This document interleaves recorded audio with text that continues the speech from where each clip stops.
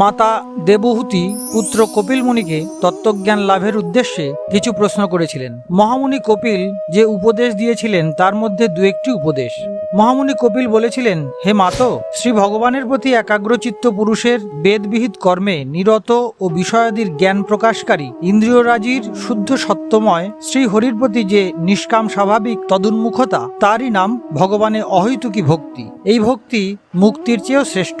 কারণ জঠরানল যেমন ভুক্ত অন্নপানাদি জীর্ণ করে থাকে, সেইভাবে এই ভক্তি কর্মসংস্কারের আধাররূপ লিঙ্গ শরীরকে অবিলম্বে ভস্মীভূত করে দেয়। আমার চরণ সেবায় আসক্ত আমার প্রসন্নতার জন্যই কর্ম অনুষ্ঠানকারী একনিষ্ঠ ভক্তগণ পরস্পর মিলিত হয়ে ভক্তি গদগদ চিত্তে আমারই লীলাচরিত্র চর্চায় নিবিষ্ট থাকেন। তারা আমার সাযুজ্য মোক্ষ লাভ করেন না। হে মাতো, যারা ইহলোক ও পরলোক এই উভয় লোকেই অনুবর্তনকারী তথা বাসনাময় সূক্ষ্ম দেহ এবং দেহাদি সমৃদ্ধ ধন, পশু, গৃহাদি এবং অন্যান্য সঞ্চয় পরিত্যাগ করে অনন্য ভক্তি দ্বারা সর্বব্যাপী আমাকেই ভজনা করে, তাদের আমি মৃত্যুরূপ সংসার সাগর থেকে পার করে দিই। আমি সাক্ষাৎ ভগবান, প্রকৃতি ও পুরুষের নিয়ন্তা, সমস্ত প্রাণীর আত্মা।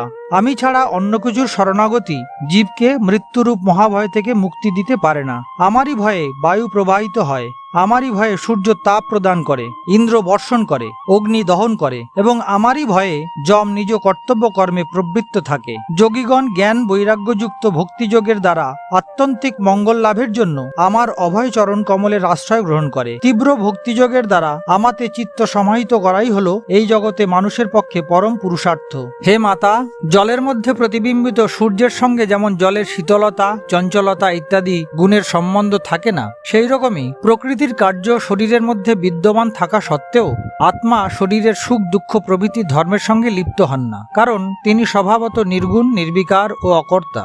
কিন্তু সেই জীব যখন প্রাকৃত গুণসমূহের সঙ্গে নিজের সম্বন্ধ স্থাপিত করে ফেলেন, তখন অহংকার মোহিত হয়ে আমি কর্তা এইরূপ অভিমান করে থাকেন। সেই অভিমান হেতু তিনি দেহের সংসর্গে কৃত পুণ্য পাপ রূপ কর্মদোষে নিজের স্বাধীনতা ও শান্তি হারিয়ে ফেলেন এবং উত্তম মধ্যম ও অধম জনিতে জন্ম নিয়ে জন্মমৃত্যু প্রবাহরূপ সংসার চক্রে যাতায়াত করতে থাকেন।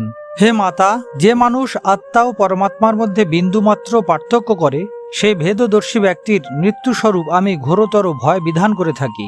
অতএব সমস্ত প্রাণীর মধ্যে অবস্থিত সেই প্রাণীদেরই রূপে অবস্থিত পরমাত্মা আমাকে সমদৃষ্টি ও মৈত্রীভাবে যথাযোগ্য দান, মান, বন্ধুত্বপূর্ণ ব্যবহার এবং সমদৃষ্টি রেখে পূজা করা কর্তব্য। হে মাতা, পাষাণাদি অচেতন থেকে বৃক্ষাদি সচেতন পদার্থ শ্রেষ্ঠ। এদের থেকে প্রাণবৃত্তি বিশিষ্টগণ শ্রেষ্ঠ। এদের থেকে মনযুক্ত প্রাণী শ্রেষ্ঠ। মনযুক্ত প্রাণী থেকে তৎসহ ইন্দ্রিয়বৃত্তিযুক্ত প্রাণী শ্রেষ্ঠ। ইন্দ্রিয়বৃত্তিযুক্ত প্রাণীদের মধ্যেও কেবল স্পর্শ জ্ঞানযুক্ত প্রাণীদের তুলনায় রসজ্ঞানী মৎস্যাদি শ্রেষ্ঠ।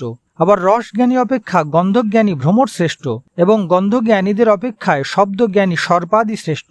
শব্দবিদ সর্পাদি অপেক্ষা রূপ ভেদজ্ঞানী কাক ইত্যাদি শ্রেষ্ঠ। আর কাক প্রভৃতির চেয়ে ওপর নিচে দুই পঙ্ক্তি দন্তবিশিষ্ট প্রাণী শ্রেষ্ঠ। তাদের মধ্যেও বহু পদ বিশিষ্ট প্রাণী শ্রেষ্ঠ। বহু পদ বিশিষ্ট প্রাণীর চেয়ে চতুষ্পদ বিশিষ্ট এবং চতুষ্পদীদের চেয়ে দ্বিপদ প্রাণী মানুষ শ্রেষ্ঠ। সেই মানুষের মধ্যে ব্রাহ্মণ, ক্ষত্রিয়, বৈশ্য ও শূদ্র এই চার বর্ণ শ্রেষ্ঠ। চার বর্ণের মধ্যে আবার ব্রাহ্মণ শ্রেষ্ঠ। ব্রাহ্মণদের মধ্যে বেদজ্ঞ শ্রেষ্ঠ এবং বেদজ্ঞদের মধ্যে বেদর্থবিদ শ্রেষ্ঠ। বেদর্থবিদ ব্রাহ্মণদের মধ্যে সংশয় ছেদনকারী মীমাংসক শ্রেষ্ঠ।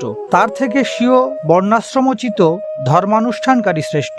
তার থেকেও বিষয়াসক্তিহীন নিষ্কাম ধর্মাচরণকারী শ্রেষ্ঠ।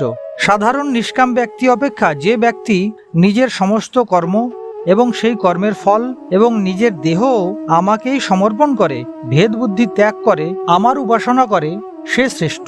এইভাবে আমাতে অর্পিত চিত্ত, আমাতেই কর্ম ও কর্মফল সমর্পণকারী কর্তৃত্বাভিমান শূন্য সমদর্শী ব্যক্তির চেয়ে আর কোনো জীবই আমার দৃষ্টিতে শ্রেষ্ঠ বলে বোধ হয় না। অতএব জীবরূপ নিজ অংশে সাক্ষাৎ ভগবানই সবের মধ্যে অনুপ্রবিষ্ট আছেন।